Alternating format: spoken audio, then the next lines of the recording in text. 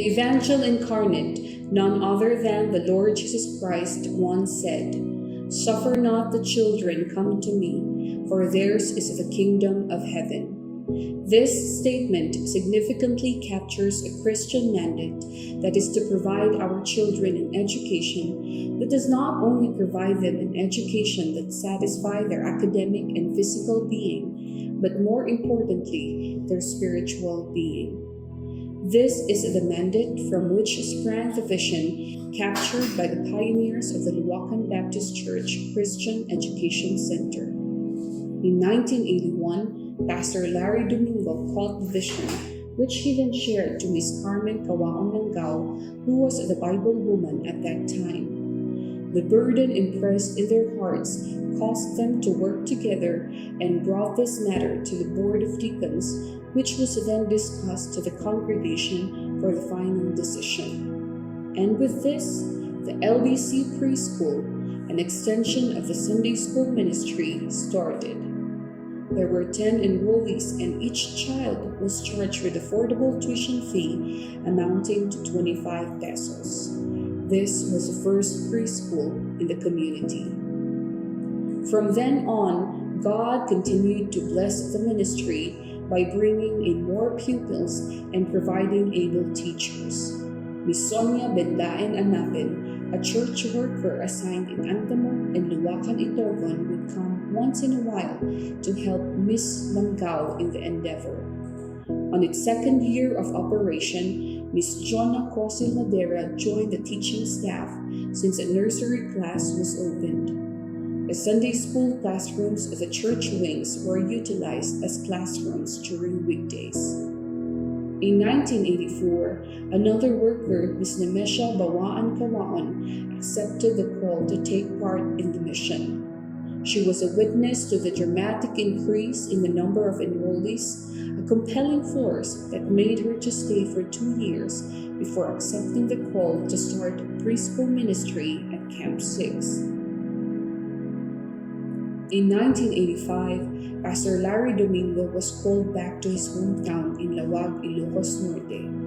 Pastor Ray Orduña took over the pastorate for 2 years before he was led by the Lord to another ministry. This was from 1986 to 1988. For a short while, an intern in the person of Pastor Jonathan Dapat was given the responsibility to oversee the work.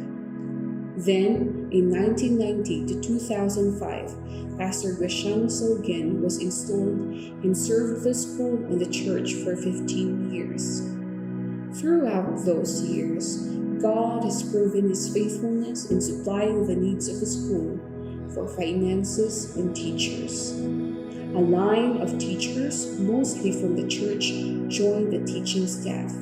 They were as follows: Miss Loida Vizcaya Villena, Miss Juliet Rivas Mamaril, Miss Marlene Chiday, Miss Emma Bawaan Kabambi, Miss Anna June Bigornia Tandok, Miss Lucy Sionomio, Miss Rebecca Bendaen Eslao, and Miss Joy Baisap Kawaon.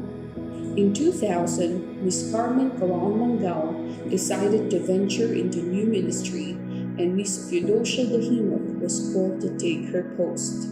Miss Aurora Galpo was assigned as the first school registrar since the church decided to separate the school funds from the church funds. In 2001, Miss Melanie Tecne was taken as kindergarten teacher and Miss Rebecca Bendaen Eslao as nursery teacher. Miss Jennifer Chiday and Miss Michelle Junio joined the faculty, handling nursery and kindergarten classes respectively, when Miss Rebecca was requested to help in the work in Burgos, Illinois. Miss Elnora Mandapat took over and became the school directress in 2004 when Miss Theodosia Dahinog went back to her hometown to attend to her families. In 2005, several changes occurred as Pastor Graciano Salgen resigned as the pastor of the church, and in the absence of a pastor, Brother Roy Sanoy, the chairman of the deacons, became the administrator. Miss Esther Galpolangis became the school registrar. Miss Emma Cabambi, Miss Chloe Marcelo were added in the teaching force since the Lord granted the prayers of the parents in the church to start the grade level. A permit was then granted to the school, which opened more challenges and opportunities. In 2006, Miss Feli Fisetan and Mrs. Emmeline Huyo joined the teaching force. Miss Minda Ayala became the registrar and Pastor Huyo became the administrator. More grade levels were added, but in 2007, the school was registered at the Security and Exchange Commission. Miss Imelda Sanoy took part in the ministry as school registrar, treasurer, and school nurse. Miss Lolita Benayong Shin and Miss Alpha Grace Bayan were added as faculty members. That same year, the Lord showed His faithfulness by providing another classroom for the grade 4 class. In 2009, Miss Elora Galpo Mandapat took leave and Miss Marian Polispis took over.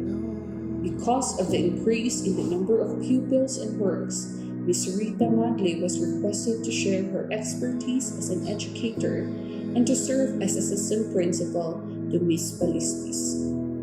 Miss Diana Valles and Miss Rose Season, as well as Miss China Salgen, were taken to handle the kindergarten class and grade 5 class respectively.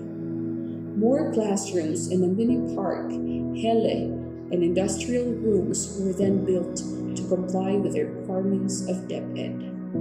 In 2010, the grade levels were completed and given permit to continue to operate. In 2011, Ms. Sharon China Salgen took the challenge to serve as the OIC of the school until she served as principal and administrator until the year 2020.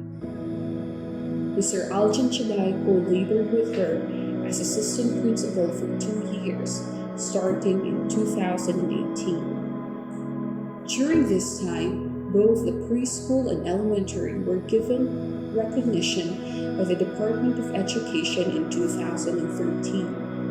Meanwhile, junior high school received its recognition in the year 2019. The school has continued to cater to many various learners and teachers alike. In the year 2020 up to the present, God has once again called Miss Nemesha Kawaon, this time to serve as principal, and Miss Joanna Chitay as assistant principal. The school was not exempted to face yet another challenge because of the COVID-19 pandemic. There was a significant decrease in the number of learners, but by God's wisdom, grace, and strength, He used the Board of Trustees to care for His school. The teachers also showed resiliency in what seems to be an impossible task. They created learning guides for the learners to be guided in distance learning. The school has also made online learning possible through purchasing of technical necessities such as webcams, microphones, among others. There were also a lot of adjustments, yet through God's enablement, programs were also made possible virtually. The school saw this as an opening not only for information and promotion, but for more souls to be blessed as well. Having witnessed God's faithfulness through the years, we can say, to God be the glory. Truly, He has blessed the Luwakan Baptist Church Christian Education Center so much. Pray then that LBC CEC will continue to fulfill its mission to give the children in this community the education they deserved based on God's curriculum.